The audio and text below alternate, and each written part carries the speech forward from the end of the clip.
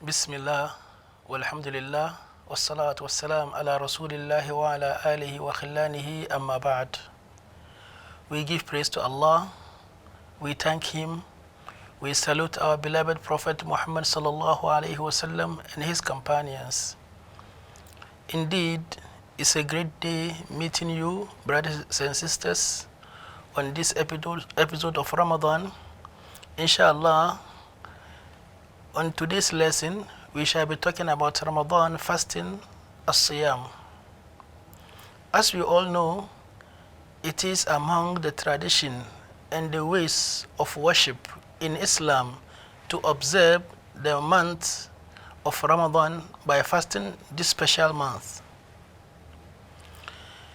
In Arabic, the word as-sawm or siyam literally means abstinence or abstain.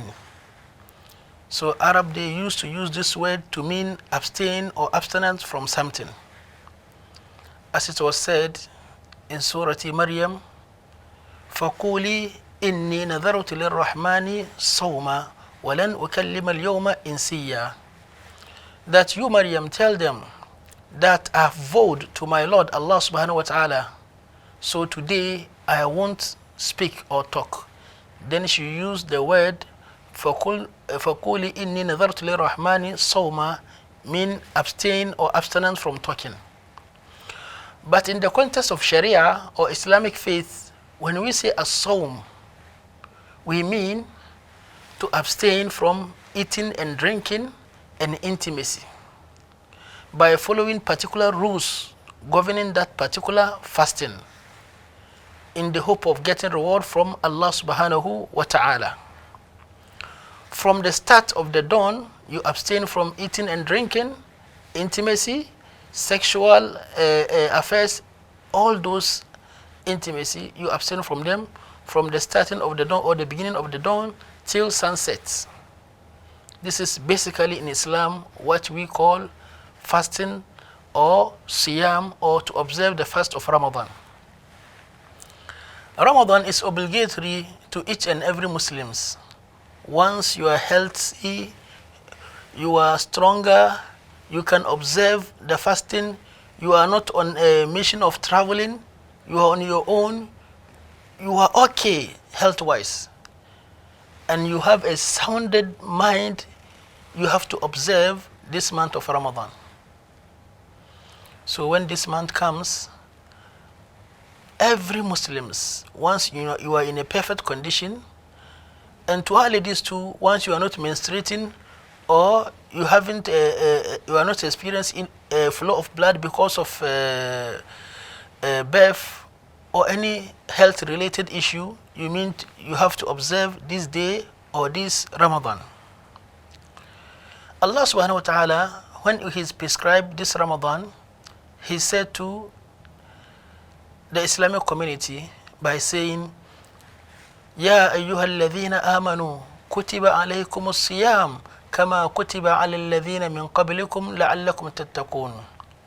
O you who have believed, indeed it has been prescribed unto you the fasting as it was prescribed unto the nations before you, لعلكم تتقون, so that you gain taqwa, righteousness or piety. Meaning, in the process of Ramadan, in the days of Ramadan, we are expecting you to gain piety, righteousness, to guide your life, to fill up your life with what pleases Allah subhanahu wa ta'ala. So for instance, if you used to give zakat, we want to see more sadaqat during Ramadan. If you pray 5 times daily, we want to see more nawafil prayers in addition to the compulsory ones. If you do charity works, we want to see more charity during this month or whenever you are observing Ramadan. Aisha, may Allah be pleased with her, said, Prophet ﷺ was very kind and charitable. But when he enters Ramadan, he doubles it and increases his charity. And these are some of the things we have to observe. This worship was prescribed unto the companions or the Muslim community in the second year after the Prophet ﷺ migrated from Mecca to Medina. In Mecca, it was full of oneness of Allah. Allah deems to be, worship alone. Allah deems to be kada. Allah deems to this and that. Allah is the only one deemed to be worshipped. We are supposed to worship Allah. It was a whole lot of talks concerning oneness of Allah and how great is the Quran and how we all have to believe in the Prophet ﷺ.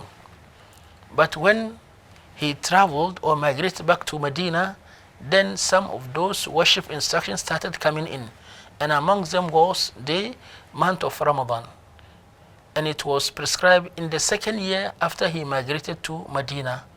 So it was then this ayah, Ya ayyuha alladhina amanu kutiba alaykum as-siyam kama kutiba ala alladhina min qablikum la'allakum tattaqun, was revealed. Then the Prophet ﷺ fasted, his companions too fasted.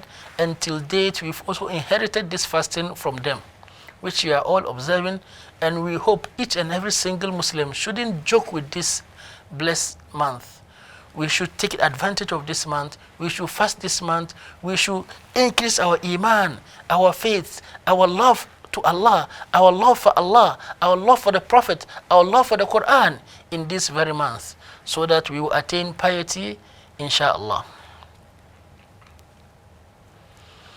Allah subhanahu wa ta'ala said, فَمَنْ شَهِدَ مِنْكُمُ الشَّهْرَ فَلْيَصُمْهُ. He who witnessed this month should fast it. Meaning it's compulsory.